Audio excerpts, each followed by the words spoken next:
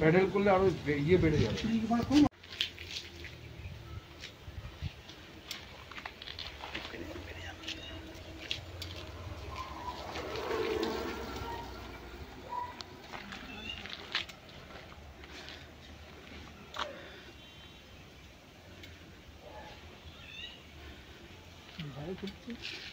আচ্ছা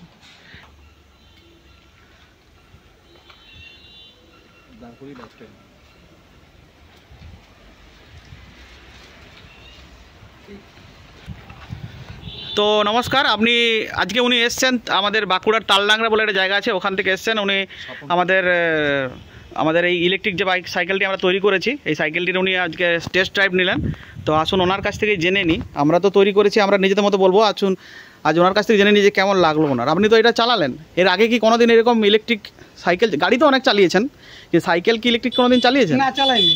তো আপনার এটা চালিয়ে কীরকম কী মনে হলো? দারুণ অভিজ্ঞতা লাগছে, খুব ভালো লাগছে। খুব ভালো লাগছে।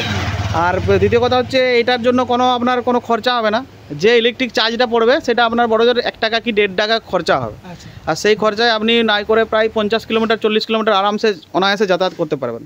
তো সেই সুবিধা মাথায় রেখে, পেট্রোলের যে পরিমাণে খরচা এখন বেড়েছে, দাম বেড়েছে, সেই পরিমাণ মাথায় রেখেই আমাদের সিং মোটর সেই সাইকেলটি নিয়ে এসছে জনগণের জন্য।